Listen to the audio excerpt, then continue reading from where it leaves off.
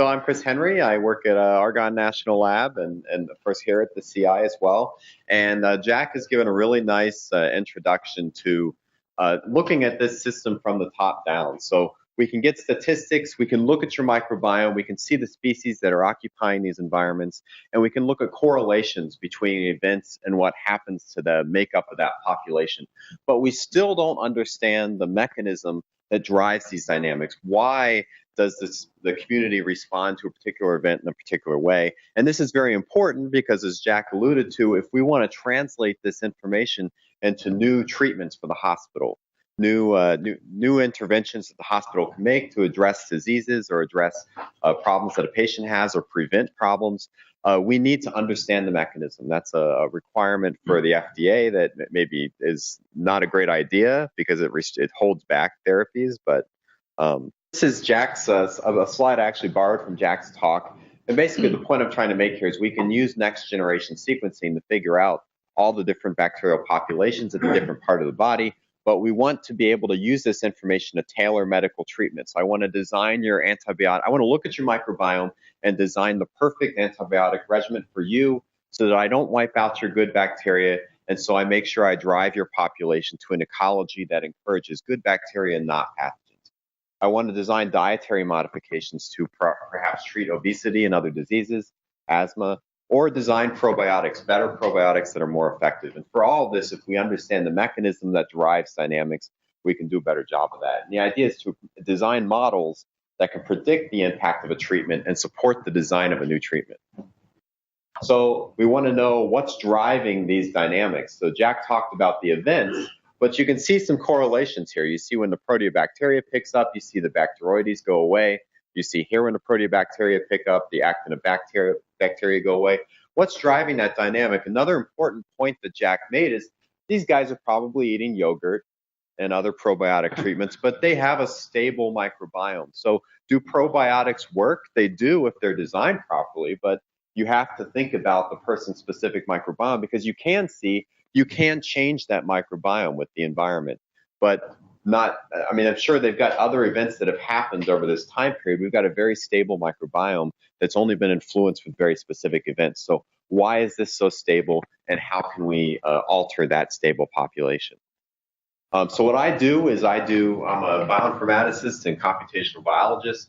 I want to take that sequence information. In this case, I'm interested in the whole genome shotgun sequencing, and where we take all of those microbial genomes, we break them up into fragments and assemble them. And ideally, we can take these assembled miniature contigs and assign them to species and say, these are the genomes of these different species. And from this genetic information, assemble a model of that species. So what kind of metabolism does it have? What does it fit? What's the redox environment that it favors? Is it aerobic or anaerobic? What's its favorite carbon source? How are these guys going to exchange materials in the environment? So I'll take that system and we'll annotate genomes. We build species models for the species that are present. We'll assemble those into community models, do some computational predictions of phenotypes, and to compare it with experimental data. So I can predict from my models what genes are going to be expressed in a particular period of time. We can compare that with experimental data that's collected for that. We can do it for proteomics. We can do it for metabolomics. So what metabolites will show up in that environment. And so our annotation, it starts with annotation, which is driven by this process of we look at human beings are evaluating based off of genetic information what the functions of the various genes are and how those piece together into biological systems. So we build subsystems or groups of related functions. So glycolysis is an example of a subsystem. We build protein families. We map those functions of the subsystems to protein families. And then we have a propagation technology of some sort, whether it be CDDs or Kmers or blasts. All those are ways of saying this protein has the same function as these other proteins. The idea here is the protein families capture the diversity, the sequence diversity associated with the function. So this is an example of a subsystem, and it's a hand curation process. So we've got curators who look at these subsystems and look at organisms and how different organisms represent these subsystems in different ways. So these two species have these first 4 functions in histidine degradation. These species have the first 3 and then the 5th, and so on. So, and this is very important because this all factors back to how that species will respond differently to the same sorts of external events. So we map these to protein families, we calculate k-mers for the protein families, and then we annotate the genome. So now the question is, let's build a model based off of these annotations. So now we're taking those, what we have after the annotation process is a catalog of the functions that you have in the bacteria. What we want to do now is take that catalog of functions and see how do all these functions work together to produce, to demonstrate cellular behavior, to show what to actually produce the behavior that we observed and what Jack basically talked about throughout his talk. How can I explain that behavior mechanistically and bring it back to the genes? So a metabolic model is what I commonly use for this at this point. So what is a metabolic model? It's a catalog of the reactions involved in the metabolism of the organism, an association of reaction to gene activity, because again, that's how we connect the sequence data that we can observe in an environment to the metabolic reactions that are actually happening in the cells in that environment. And then a biomass reaction, which basically represents all the things an organism has to do in order to survive. So this is a catalog. You have to make amino acids to survive. You have to take whatever nutrients are in that environment to make energy, amino acids, nucleotides, and a bunch of cofactors and other small molecules. And this allows us to make an objective function that says the species has to take these nutrients, express the right genes and the right combinations to produce this biomass. And by the way, he's competing with a lot of other bacteria in the same environment for the same nutrients, and they all have to work together while they're all really optimizing their own personal objective function. They're not talking to one another and saying, well, I'll do this if you do that. That's just naturally happening as part of the evolution of the community. So what do we do with the community metabolic models? We take those individual models and we put them together in a common environment with nutrients. And now I'm asking the question, how do all these species with their unique genetic content work together to consume these nutrients so that they can all produce biomass in a particular ratio? That's what Jack showed you in his data, is he's collecting that ratio of biomass for all these species. I'm saying these are the genes that are expressed. This is how all these things work together. And by the way, this model can predict what happens when you change those nutrients, or when I say, let's wipe out that species. Well, this species makes a byproduct that's a vitamin that that species depends on.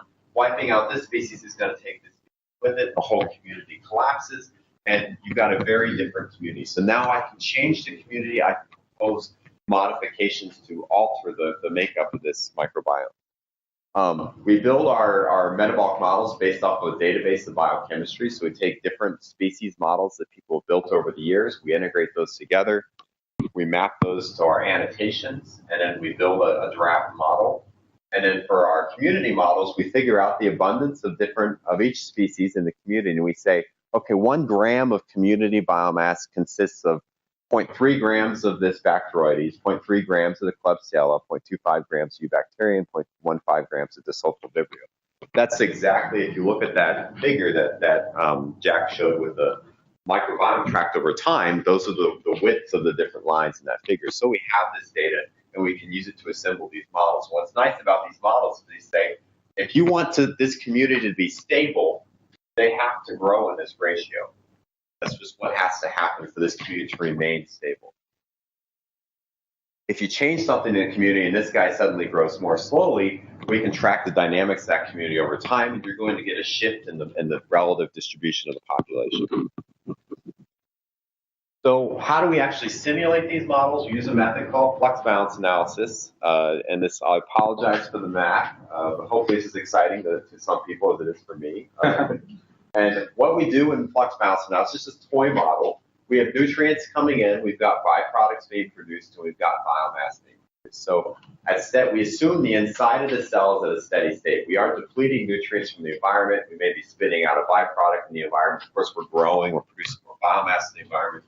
But the inside of this cell, I can't just accumulate a ton of this compound C and not consume any of it, because the cells will die. They'll ultimately have a toxic reaction to C, no matter what it is. You can't have too much of everything. So this puts constraints on the rates of the reactions in these cells, which are sort of here. And we can express this mathematically by this is a stoichiometric matrix. The columns are reactions and the rows are compounds. And the numbers mean that, so reaction 1 produces A, so we have a positive number here. Reaction 2 consumes A and produces B. We have a negative number here and a positive number here. So And that's how it all works. We just multiply this by the rates of the reactions to the cell, and the steady state condition says these have to be 0. The problem, and one of the first places where this approach becomes very useful, is it'd be lovely if our annotations look like this. We know exactly what every gene's doing. It all fits together into our perfect understanding of the machinery, and we build our models, and they make perfect predictions, and away we go. I'd already be done. I'd be a millionaire by now, many times over, if that was the way to this worked. But unfortunately, that's not the reality. The reality is there's a whole bunch of stuff these organisms are doing that we don't understand. They have a ton of genes that we have no idea what the functions are.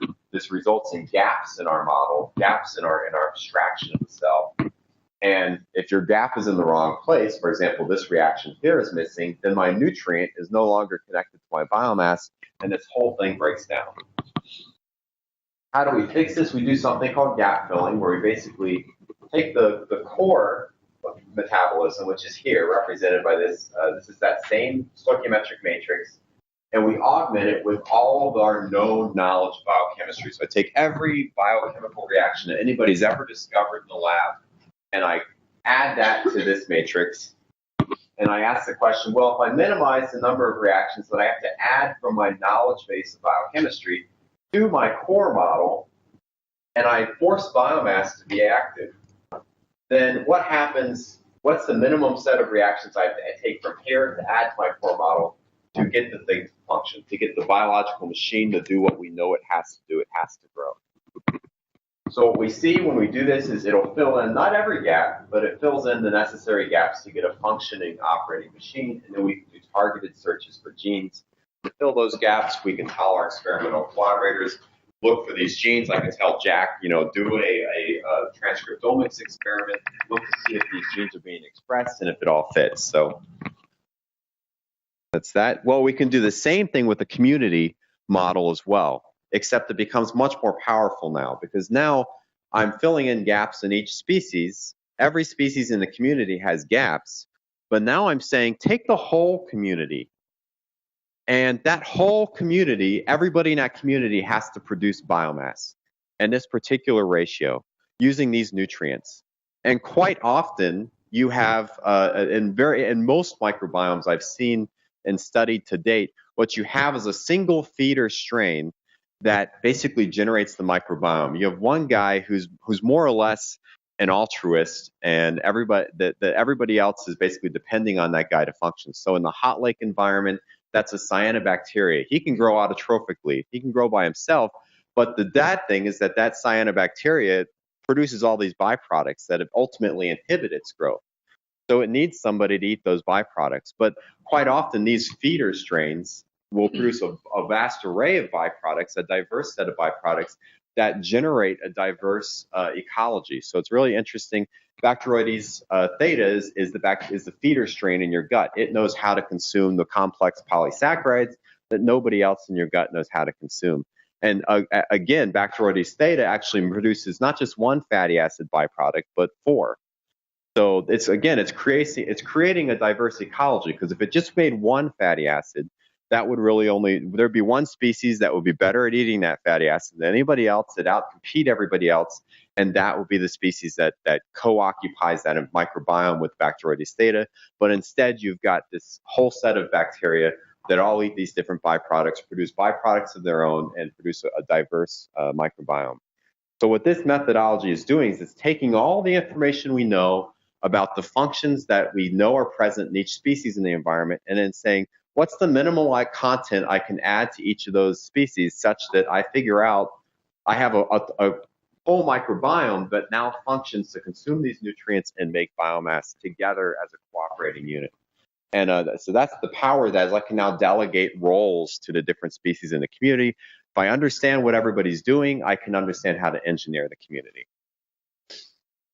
Let's see this in action. So we've got a case where we've got a community of B theta and Klebsiella pneumonia. Klebsiella pneumonia is a bad bacteria. B theta is your feeder strain for the gut. And we see when we grow these species together, Here's B theta by itself. Here's B theta and Klebsiella pneumonia in different amounts. And basically what we get when we mix Klebsiella pneumonia with B theta is synergy. B theta, Klebsiella pneumonia actually enhances the growth of B theta. This is an environment that only contains dextran, with which Klebsiella pneumonia cannot eat on its own. So if you have Klebsiella pneumonia, its plot looks like a flat line. It doesn't grow at all in this environment. You mix it with B theta, not only does KP grow, but now the B theta grows faster, better, more. It's synergistic growth. So I modeled this, and we want to understand this. Why? Because if this hostile bacteria is creating synergistic growth with the rate-limiting bacteria in the gut, that's very bad for us. That means that this guy's going to create a stable community and outcompete other species, because it's going to enhance the activity of the bacteria that basically drives how fast everything goes in the gut. We mix these two species together, we see an interesting thing, which is that B theta makes acetate. Klebsiella pneumonia eats the acetate. Klebsiella pneumonia also scavenges oxygen. B theta is an obligate anaerobe. So they've got these two effects. And when we model these things, we see the models predict that Klebsiella will eat the acetate byproduct of B theta. We can do experiments, and we see if we put increasing amounts, this is B theta growing on its own, and then we put a little bit of acetate in, and we get less and less growth the more acetate we put in this. So acetate inhibits the growth of B theta, and B theta makes acetate, has to make acetate as a byproduct of its growth, so it's naturally going to pollute its own environment. Klebsiella cleans up that pollution and enables B theta to grow faster, more healthy. And also Klebsiella eats any oxygen in the environment and enables B theta to grow in an oxygen-free environment. So there's a case where, and here's Klebsiella, here's proof that we put increasing amounts of acetate in a culture of Klebsiella, we get more and more Klebsiella growth. So that's showing acetate is not having the same inhibitory effect on Klebsiella. So there's experimental proof of a model prediction, very, very simple prediction, and we want to get more complicated and more complicated communities, but that's basically where we stand right now. But the principle here is this: we're trying to work on this what I call the ecological triangle. So we do our steady state modeling, and we solve the entire community growing in a particular environment. And from that, I predict interspecies interactions. And also in this, so this is a single mathematical optimization formulation that says, make this community function, this environment.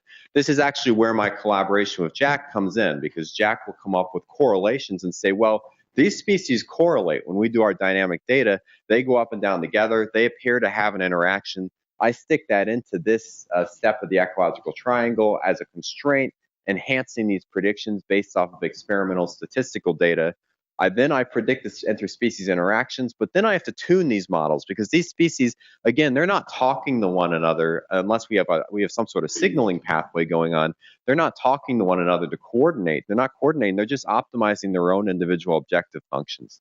So the idea of this step of the triangle is to tune these species so that their metabolism is hardwired to cause these species interactions. So if you look at Buchnera aphidicola, which occupies insect aphid guts, this species is hardwired to make a amino acid that, or to depend on an amino acid that only the aphids provide. So there's this hardwired symbiotic relationship that literally the species can do nothing else. Its metabolism is hardwired to work in a specific way that supports that symbiosis. This has evolved over millions of years, so that the Buchnera aphidicola is the only species that can live in that environment. So we've got that, this predicts that hardwiring in our complex communities, and now we can do a dynamic simulation where we study how these species will dynamically evolve over time. And now I can do experiments like, let's change the environment. Let's give our organism a new diet. Let's change the nutrient content in the environment. Let's knock out a species. Let's come up with an antibiotic that will target one specific species and see what happens when we wipe that species out. Sometimes these predictions will be wrong, and we go back to the drawing board and say, our interactions were all wrong and we need to think of something else. Here's an example of a dynamic simulation we've done for the Klebsiella and B theta. When we model the B theta by itself, we get a very good match to the experimental curve. And when we model them together, again, we get very good match to experiments. Not perfect, but getting there. And what's nice about this is we're not just predicting the evolution of species over time, but we're also predicting what happens to the compounds in the environment over time. We've done the same thing with plant-microbe interactions. So we've looked at moss and cyanobacteria. The cyanobacteria does nitrogen fixation for the moss. And we've been able to, we have ability to build models of plants from plant genomes, just like we can for microbes. And when we mix these models together, we get a very nice representation of the fact that this cyanobacteria is fixing nitrogen, making ammonia, which then is used by the moss. And nitrogen is the big limiting factor for plants in the environment. So this is a really nice symbiotic relationship between these species. This is a very great interest because if I want to enhance crop yields, I want to understand this interaction. If I want to reduce fertilizer content for biofuel crops or for any food crop at all, I want to understand this and perhaps be able to engineer and manipulate this interaction to enhance this kind of nitrogen fixation activity because the air is 70% nitrogen. Let's use that instead of having to fertilize fields, which is very energy intensive and not good for the environment. So we identify pathways. This is great if we know the pathways that are needed to consume or produce a particular compound. So if I look in my environment and I find acetate, I understand very, very well what the metabolic pathways are involved in producing or consuming acetate, and I can model that. But what happens if I find the lipid and I have no idea what the enzymatic interactions are that consume or produce that lipid in that environment? Or what happens if I find, if I do metabolomics, as is often the case, and I find that I can't even identify that compound at all? I have no idea what it is. I just have a peak and no clue from the known databases of biochemistry what that peak actually represents. This gets into what we do and cheminformatics aspect of what we do. So we apply this method called cheminformatics, where we basically take these different enzymatic reactions and we develop a rule that says, this rule describes this kind of enzyme biochemistry, all of the chemical constraints and exactly what this enzyme biochemistry does to the molecular structure. So if we look at these 4 different reactions that are all 3.7.1 reactions, this is the EC classification system. They all basically take a water and break up this carbon bond that has these carboxyl groups on either side of it and forms a carboxyl group here and a carboxylic acid here. So this is a general rule that describes all these different reactions. So what we've done is we've looked at all the known biochemical databases and compiled a set of these rules that represents all known biochemistry. So we can apply these mathematically. So this is the operator matrix that describes our rules. This is the matrix that describes the chemical structure of our compound. And when we add the operator matrix, you've got reactive sites in this matrix and you've got observer molecules. So things that they don't actually change in the reaction, but they have to be there for the reaction to happen. When we add our operator matrix to this matrix for the bonds of this compound, we get our products. And as you can imagine, this is something a computer can do very, very quickly and do it very, very well and produce millions of compounds and reactions in a very short period of time. So we can explore from a set of compounds and a set of rules. We can apply it to these compounds in an iterative fashion and produce many all the possible compounds and reactions that could happen given a set of possible enzymes and a set of compounds. And the nice thing about this is now we're no longer restricting our models to known biochemistry that a biochemist has had to spend years in the lab to discover. We're now exploring every possible biochemical possibility that could happen given what enzymes can do and what compounds are present in that environment. What I tell people is that the chemical richness of an environment, that's how rich the enzymes in the environment will be. If you have an organic compound in the environment that is exposed to microbes, some microbe will evolve an enzyme to make use of that compound, almost certainly. But that's not at all what our knowledge of biochemistry represents, because it's just so hard to do this process manually. So we can apply this process in a deep but narrow way. So that's sort of what I showed, where we take a starting set of compounds and apply our rules iteratively for a long time. Or we can do a broad and shallow way where we take every known compound in our biochemical database and apply all of our rules to that whole database for 1 or 2 generations and massively expand our biochemical knowledge and make a database that we can now is much, much better at finding compounds that we see in metabolomics data. And that's what we've done. So we've taken a bunch of databases, piped them through our Cheminformatics pipeline, built something called the MIND database, which we then have a website that serves. And we've massively expanded the compounds in the database. We've gone from about 13,000 compounds to about 1 million compounds.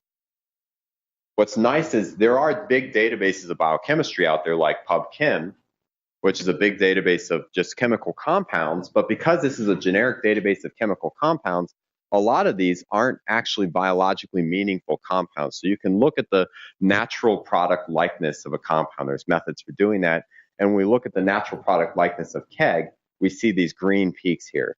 We look for the natural product likeness of our database that's derived from applying our rules on KEGG. We see peaks that pretty much perfectly overlap KEGG, but PubChem is very, very different. So it's showing we are producing a database of biochemistry. It may be smaller than PubChem, but it's more biologically relevant. You can go to this site now. You can put in mass spec, exact mass data. You can look for compounds, and we have a collaborator at UC Davis who's done this and has found several unique compounds that nobody's ever seen before that were associated with unknown peaks, and he's validating with them SMS data and then purchasing, synthetic copies of those compounds and then validating it that we got the right peak. So this is working to discover new biochemistry. So that's sort of the next step, is to expand our known knowledge of biochemistry and get these models to be able to discover new drugs that we see in the environment. So these bacteria are constantly fighting one another, new antibiotics, new signaling molecules, and just generally understanding how these organisms degrade different interesting compounds in the environment. For example, drug fate in humans. So when I take a drug, what happens to that drug in my system? My body, my own genome, and my microbiome work together to degrade that drug. That's an important problem because you've got chemotherapies that don't work on certain kids that have a cancer because they have a mutation, and that drug has a different fate in their body that's toxic, and their body can't break down that drug in the same way that everybody else does. And so this drug that would really work well in their cancer can't be applied on that patient because it breaks down in the wrong way. So we need to be able to understand that, predict that that's going to happen, and possibly come up with an alternative drug, a variation on that drug that patient would be able to handle. And that's it. Acknowledge my funding sources, and my lab and the people highlighted in red are the real drivers of this work. I'm just the figurehead, so happy to take any questions.